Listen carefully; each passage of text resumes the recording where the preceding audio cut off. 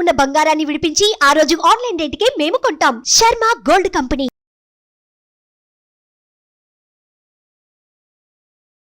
నమస్తే, welcome to Suman TV. నేను మీ యామ్ని.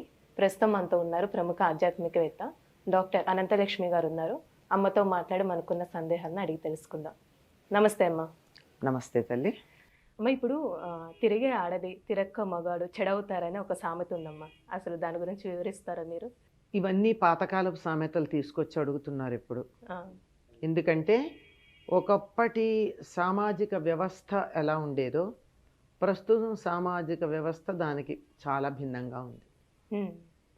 ఒకప్పుడు కుటుంబ వ్యవస్థలో ఆడవాళ్ళు ఇంటి పట్టున ఉండి తెచ్చినటువంటి సొమ్ముని ఇంట్లో అందరికీ సమానంగా అందేటట్టుగా అందించేవాళ్ళు.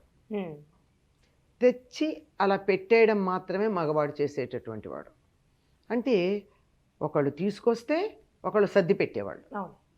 అందువల్ల తీసుకొచ్చేవాడు ఇంట్లో కూర్చున్నాడు అనుకో, సంపాదించి తెచ్చేవాడు లాభం లేదు. లేదు, వండి పెట్టాల్సిన ఆవిడ ఇంట్లో వండకుండా వీధుల్లో తిరిగిందనుకో, తిండి ఎలా వస్తుంది? రాదు. అందుకని ఈ దృష్టితో ఒకప్పుడు ఈ సామెత చెప్పారు.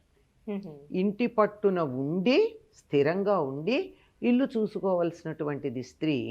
ఇంట్లో వాళ్ళకి కావాల్సింది తీసుకుని కావలసినటువంటి వస్తువులు తీసుకొచ్చేటటువంటి బాధ్యత మగవాడిది. ఆ బాధ్యత ఆయన చేస్తే ఈ బాధ్యత ఈవిడ నిర్వర్తించేది. ఇప్పుడు ఈ బాధ్యతలు ఎవరి బాధ్యతలు వాళ్ళు నిర్వర్తిస్తున్నారా అన్నది ఒకసారి ఆలోచిస్తే ఇది ఎంతవరకు సరిపోతుందని మనం లెక్క పెట్టుకోవాలి. అంతేకాకుండా స్త్రీ పురుషులు ఇద్దరికీ కూడా శరీర అవయవాలు ఆలోచన ఒకే రకంగా ఉంటాయమ్మా? ఉండవు కదా. దానికి కారణం ఏమిటి? శరీరంలో ఉండేటటువంటి హార్మోన్లు అని చెప్పబడే వినాళ గ్రంథులు, ఈస్ట్రోజన్, ప్రోస్టెజిరాన్, ఏదో వాటి పేర్లు ఉన్నాయి. అవి ఆ హార్మోన్ల వల్ల హార్మోన్లు పనిచేస్తూ ఉంటే తత్సంబంధమైనటువంటి శరీర నిర్మాణం వస్తుంది, తత్సంబంధమైనటువంటి ఆలోచన విధానం వస్తుంది. మగవాళ్ళని పెట్టమన్నట్టయితే అందరికీ సమానంగా కట్ చేసి పెడతారు ఏదైనా. అదే తల్లిని పెట్టమంటే ఏం చేస్తుంది? కాస్త ఆకలి ఎక్కువగా ఉన్నటువంటి బిడ్డ కొంచెం ఎక్కువ పెడుతుంది. కొంచెం నాజుగ్గా తిని ఎక్కువ తినలేని పిల్లలకి కొంచెం మెత్తగా ఉండేది అలా పెడుతుంది. ఏదైనా బాగా తిని అరిగించుకోగలిగిన వాళ్ళకి గట్టి పదార్థాలు, ఎక్కువ పదార్థాలు పెడుతుంది. మరి ఇక్కడ సమానత్వం ఉందా లేదా అంటే పెట్టిన పదార్థంలో లేదు, పెట్టే తీరులో సమానత్వం ఉంది.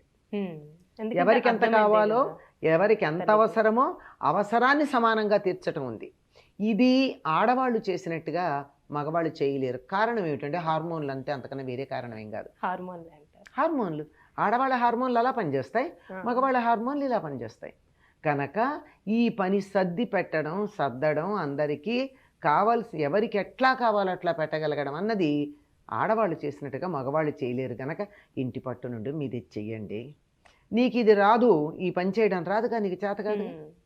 ఇంకా చెప్పాలంటే గర్భధారణ చేయడం రాదు మగవాళ్ళకి, ప్రసవం రాదు, పాలివ్వడం రాదు. వచ్చా? ప్రకృతే రాకుండా చేసింది. అలాంటప్పుడు ఎవరి కర్తవ్యాలు వాళ్ళు నిర్వర్తించటం కోసం చెప్పినటువంటి మాట. అందుకని పోషణ పాలన అన్నది తల్లి చేస్తుంది, తీసుకురావడం అనేటటువంటిది తండ్రి అంటే మగవాడు చేసేది. ఇలా చక్కగా డివిజన్ ఆఫ్ లేబర్ ఉండేది ఒకప్పుడు కుటుంబాల్లో. ఇప్పుడు ఇద్దరూ సంపాదన పరులు అవుతున్నారు, ఇద్దరూ ఇంటి పనులు చేయవలసి వస్తోంది. ఇద్దరూ వడ్డన చేసి ఎవరికి ఎంత కావాలో చూసి చూసి పెట్టాల్సిన అవసరం కనపడుతోంది. సహజంగా లేకపోయినా నేర్చుకుంటున్నారు. ఇప్పుడు ఇది ఎంతగా వర్తిస్తుంది అన్నది వేరే అర్థంలో సరిపోతుంది కానీ మామూలు అర్థంలో కాదు. అంతేగాని ఇంకా చక్కగా చెప్పాలంటే ఒక మనస్తత్వ శాస్త్రవేత్త స్త్రీ పురుషుల గురించి మాట్లాడుతూ కుటుంబం అనేటటువంటి వృక్షానికి వేళ్ళు ఆడవాళ్ళు, కొమ్మలు మగవాళ్ళు అన్నారు. ఎందుకదమ్మా?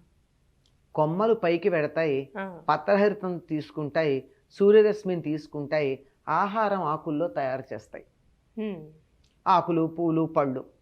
కానీ ఆకులు పూలు పళ్ళు తయారవ్వడానికి కావలసినటువంటి నీరు బలము ఎక్కడి నుంచి వస్తుంది? వేర్ల నుంచి. వేళ్లలోంచి వస్తుంది. అవును.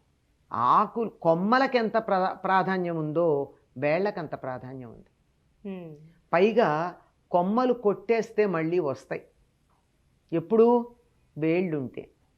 వేళ్ళు కొట్టేయండి, కొమ్మలు ఉన్నా వాడిపోతాయి, ఇంకా పనికిరాదు కదా. ఇంకా పనికిరాదు కదా. కనుక కుటుంబం అనే వృక్షానికి, సమాజం అనేటటువంటి వృక్షానికి ఆడవాళ్ళు వేళ్ళల్లాంటి వాళ్ళు, మగవాళ్ళు కొమ్మలు లాంటి వాళ్ళు అని చెప్పారు. కనుక అవి పైకి విస్తరించకపోతే నాశం, ఇవి స్థిరంగా ఉండకపోతే నాశం. వేళ్ళు నేను కూడా పైకి వచ్చేస్తాను, సూర్యరశ్మిని చూస్తానని పైకి వచ్చాయనుకోండి, చెట్టు పడిపోతుంది. లేదు నేను కదలకుండా ఇట్లాగే ఉంటాను, కొద్దిగా కూడా ఎండలోకి వెళ్ళను అని అనుకుందనుకోండి, చెట్టు పత్రహరితం లేదు, ఏం లేదు. మనం నీడలో కిటికీలో కుండీలో ఒక మొక్క పెట్టాం, ఆ మొక్క ఇటుపక్క ఎదుగుతుంది. కిటికీ బయట వైపు ఎక్కడి నుంచి సూర్యరశ్మి పడుతుందో అటు నుంచి ఎదుగుతుంది. అట్లా ఎదగకపోతే చెట్టు ఎదగదు. కనుక అటు తిరగాలి సూర్యరశ్మి వైపుకి. నేను అలా తిరుగుతాను అంటే చెట్టు కాస్త ఊడి కింద పడుతుంది, వేళ్ళు అనకూడదు. కనుక ఎవరి బాధ్యతలు వాళ్ళు నిర్వర్తించటం కోసం చెప్పినటువంటి మాట. కానీ దీన్ని మాత్రం ఇందాక మాట చెప్పాని వేరే అర్థంలో అని, చెడు తిరుగుళ్ళు అనే అర్థంలో చెప్పారు. లోకంలో వ్యాప్తిలో అట్లా ఉంది, అసలు వచ్చినటువంటి మూలం మాత్రం ఇదమ్మా. చాలా చక్కగా తెలియజేశారమ్మా, ధన్యవాదాలు. నమస్తే. సుమన్ టీవీలో మీ పర్సనల్ అండ్ బిజినెస్ ప్రమోషన్స్ కోసం కింది నెంబర్కి కాంటాక్ట్ చేయండి.